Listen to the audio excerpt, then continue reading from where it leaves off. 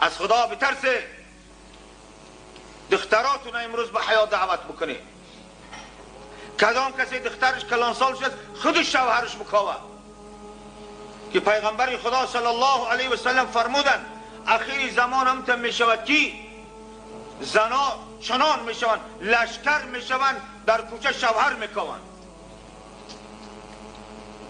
این نصیحتی کتاب است. بزرگان میگویند در اخیر بعد از سالهای مگذرد در یک مرد 50 زن میرسد. زن در عالم غلبه میکند، مردان کم میشود.